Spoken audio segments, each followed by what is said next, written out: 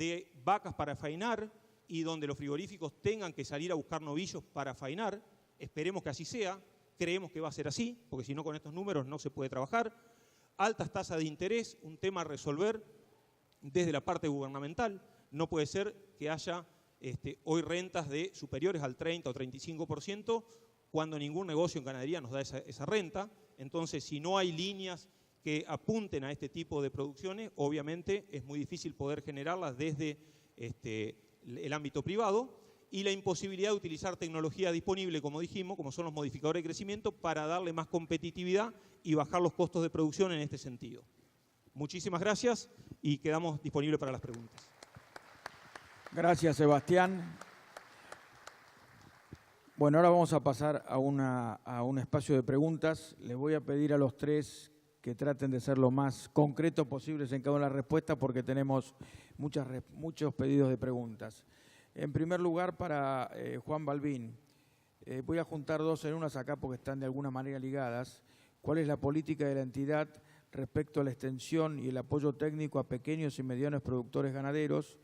¿Cómo las van a afrontar las prestaciones con la reducción del presupuesto? Y por otro lado, hacen mención con lo que los problemas climáticos y los precios remunerativos, ¿cómo se estimula al productor para integrarse en un sistema virtuoso? Con respecto a presupuesto y a nuevos desafíos, hemos definido muy claro, vamos a seguir las cosas que estamos haciendo bien, vamos a hacer cosas que no estábamos haciendo, y como el presupuesto es acotado, y hoy estuvo mi jefe Gustavo Lopetegui, y espero que sea porque como viene y con todo lo que sabemos que está pasando, vamos a tener que hacer un esfuerzo muy grande, vamos a tener que dejar de hacer cosas para poder hacer las cosas nuevas. Y este es un desafío muy grande que tiene la institución hoy. Hemos pasado por cambios tecnológicos muy importantes y de alguna manera tenemos que ser capaces de soltar líneas de investigación y líneas de trabajo que hoy han quedado obsoletas, y esas personas y esos recursos tienen que reenfocarse en estos nuevos desafíos. Ese es el desafío que estamos planteando y me parece que tengo que ser claro. Con respecto a la extensión, estamos pensando una extensión que arranque el primer día que arranque la solución de estos problemas y no como muchas veces generaba la investigación una determinada tecnología y le pasaba un paquete que después los extensionistas tenían que volcar al medio. Hoy estamos pensando que esos extensionistas sean parte de la investigación, sean parte de las preguntas para desarrollar esos problemas y empecemos la extensión desde el primer día. No tenemos que esperar 4 años para generar una tecnología para empezar a transmitirla. Sería muy interesante que el productor el primer día vea cómo evoluciona y cómo los distintos trabajos de investigación que hacemos en los experimentales sean acompañados en la evolución y no el último día como una foto. Ese es un poco el desafío con respecto a extensión, no es fácil. Y después con respecto a las promociones o a qué incentivar. Hay un tema que no tocamos en ganadería, no sé si después se va a tocar, que me parece que es clave, que es el personal que va a llevar adelante las tareas. Y ahí me parece que hay 3 conceptos que tenemos que pedir y que tenemos que conseguir. Son bastante claros y fáciles, que algo habló Aníbal: caminos, conectividad y corriente. Son las 3 C. Creo que es imprescindible e indispensable hoy que cualquier planteo productivo necesita esas 3 cosas porque personas que van a llevar adelante esos emprendimientos los requieren. El resto, digamos, todo lo que significa infraestructura será cuestión de crédito, será cuestión de otro tipo de acceso. Pero si esas 3 funciones no las logramos o no las prevemos, me parece que, digamos, son los grandes desafíos y los déficits que tiene hoy, digamos, el Estado. Yo pediría o enfocaría mucho más en eso que no en determinadas leyes para generar algún beneficio puntual. Me parece que por ahí pasa el desarrollo ganadero, sobre todo en las zonas marginales. Gracias, Juan. Aníbal, para vos. ¿Hay estadísticas que considere el índice de procreo en forma diferencial para pampa húmeda y el NOA y el NEA? Porque el índice global puede inducir a error. Hola. ¿Se escucha? Sí, las estadísticas están. O sea, las regiones son diferentes en los índices de procreo y podríamos decir que siempre la región pampeana tiene algún punto más o algunos puntos más en tasa de procreo o en relación ternero-vaca que las otras regiones. Hay regiones que están en el 50%, 53, 52 o abajo también. La realidad, sin embargo, es que aunque haya 7, 8 puntos de diferencia entre índices, todas las regiones hoy son bajas. De acuerdo a su potencial, la región pampeana tendría que estar muy por encima de lo que está hoy. Fíjense, yo vengo de una recorrida por Chile, fui a varios sistemas y tenían las mismas discusiones que nosotros, el índice de procreo bajo y el problema de las pasturas. Pero su índice de procreo bajo era de 75%.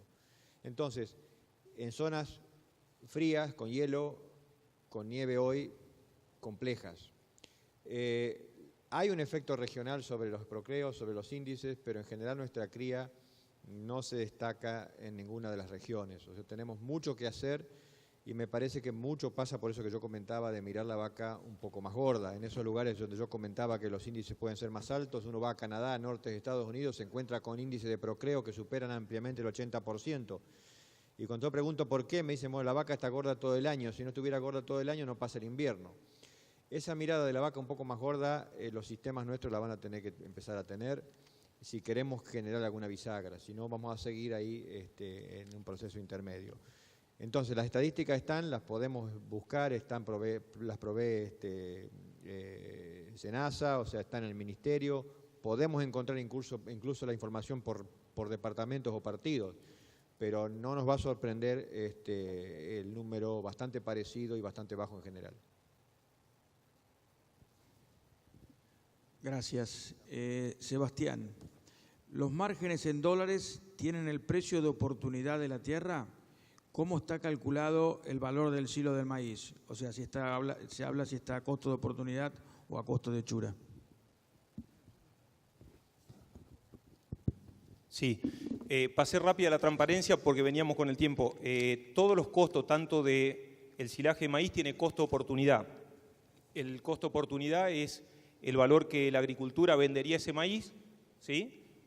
Precio, valor neto de realización, precio pizarra menos gastos comerciales. Por ejemplo, un maíz de 10.000 kilos, menos el costo de cosecha, porque no se cosecha ese maíz, más el costo de confección. Eso es equivalente a ponerle un costo de alquiler, es lo mismo.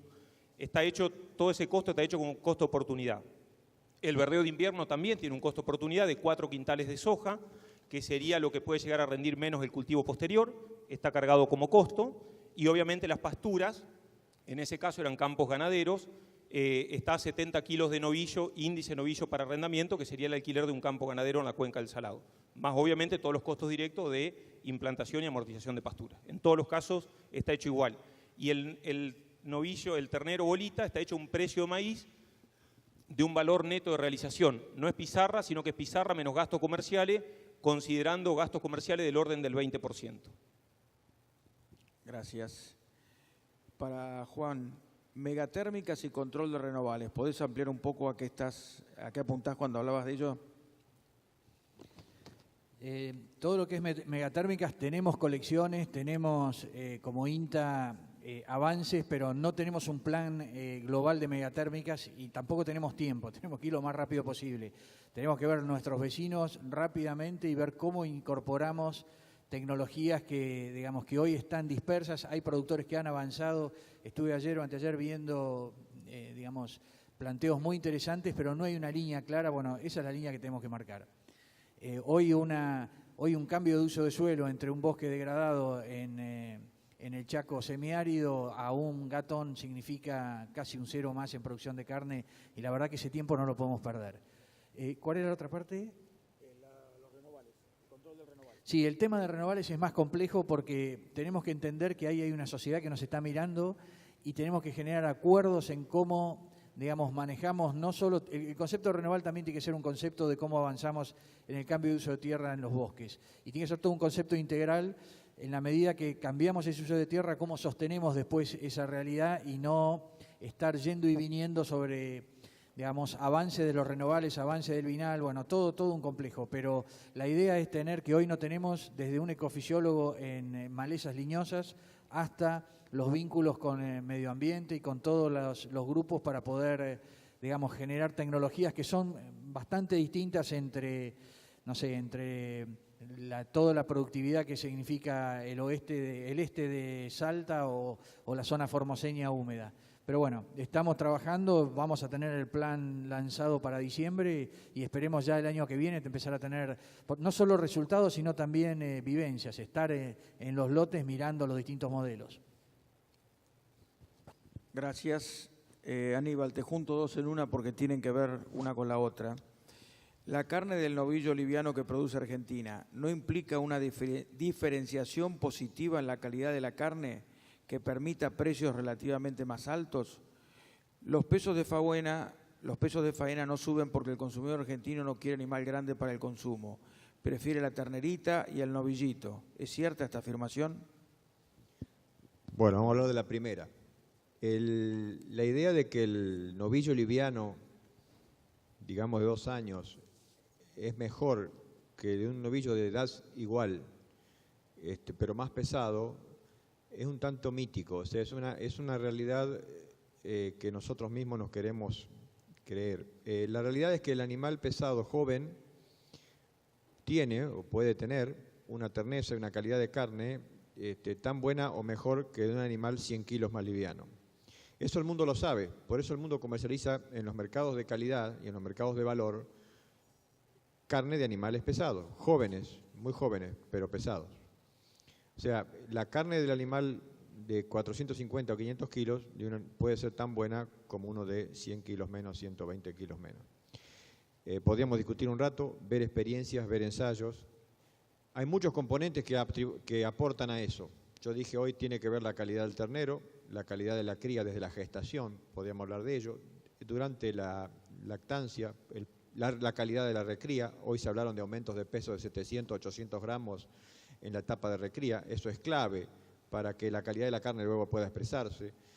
Con todo eso podemos hacer un novillo que es muy equilibrado y que puede llegar a tener rendimientos muy importantes de rojo, de carne efectiva y ser de altísima calidad y no necesariamente tener que pesar menos de 400 kilos. Después que el mercado interno está enamorado del animalito chiquito, de la ternerita o del novillito, en cierta manera es cierto que en algunas carnicerías y en algunos mercados, para comunicarle al consumidor atributos de calidad, se le dice que proviene de animales jóvenes y sobre todo si le mostramos el asado y le decimos que viene una costilla chiquita.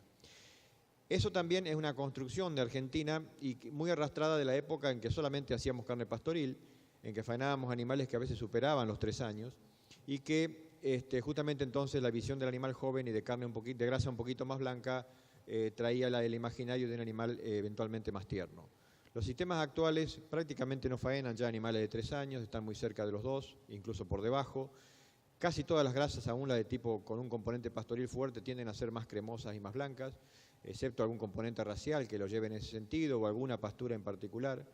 Es cierto que el corral ha emblanquecido mucho las grasas y le ha hecho más claras a las musculaturas, nos ha ayudado mucho a terminar un poco mejor.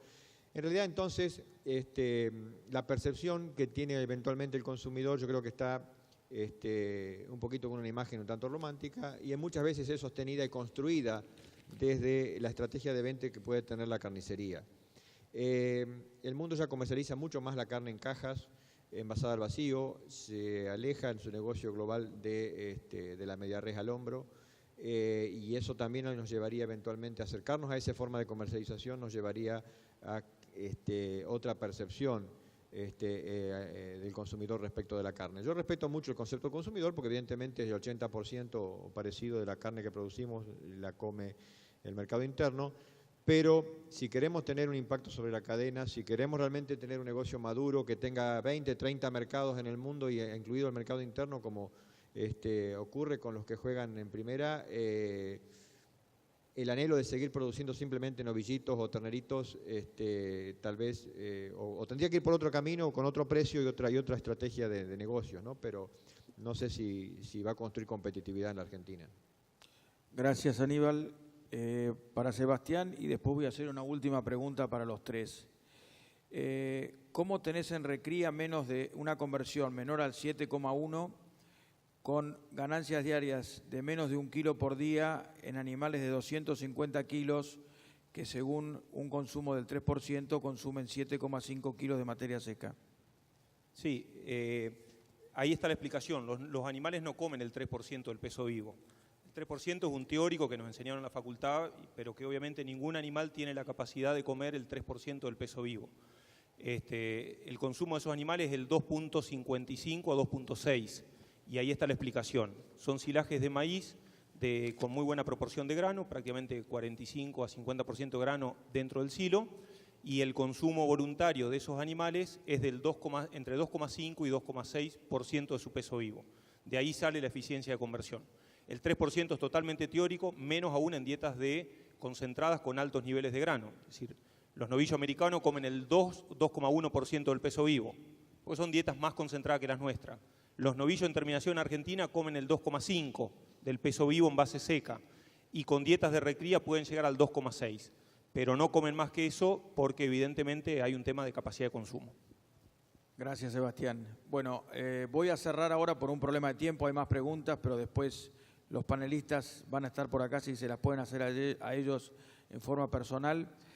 Esta pregunta viene dirigida a Aníbal, pero se la voy a hacer a los tres, aunque empiece contestando a mí, Aníbal. ¿Por qué ninguno de los panelistas menciona a la genética como insumo estratégico? Aníbal habla de terneros de calidad, Riffel, tecnología, la única tecnología son los promotores de crecimiento, pregunta quien hace la pregunta, y Balbín habla de nutrición, etcétera. O sea, es alguien que pregunta por qué no tenemos en cuenta la genética. Sí, cuando uno habla de ternero de calidad, está hablando de la genética. Yo empecé diciendo que la mejora de la cría, si bien como estrategia uno desearía tener más terneros con las vacas existentes, también comenté que la cría de hoy, que nos creemos que es más homogénea que la del pasado, todavía tiene ese problema de la variabilidad, de homogeneidad. Incluso dije, este ensayo o esta experiencia se hizo inseminando con un mismo toro.